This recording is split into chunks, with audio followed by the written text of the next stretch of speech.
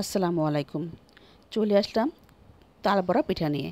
যারা তৈরি করতে পারে না তাদের জন্য, যারা পারেন তাদের জন্য নয়। এখানে আমি নিয়ে নিয়েছি 2 কাপ চালের গুঁড়ি, 1 কাপ ময়দা। তার ভিতর দিয়ে দিচ্ছি 1 কাপ চিনি। যদি মিষ্টি বেশি খান তা একটু দিয়ে নেবেন।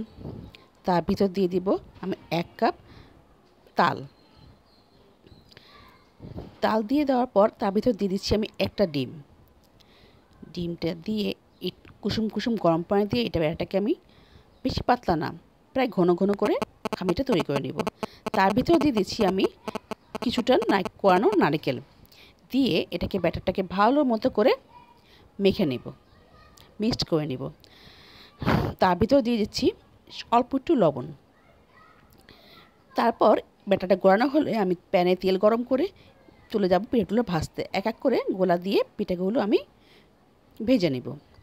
আগুনের পরিমাণ প্রথমে গরম বেশি হবে, তারপরে কমিয়ে দিব।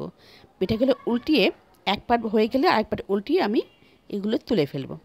তৈরি হয়ে গেল আমার তালের বড়া পিঠে। তালের সময় তো এটা এখন সবাই খাবে, তাই সবার জন্যই এই রেসিপিটি তুলে ধরলাম। আল্লাহ হাফেজ।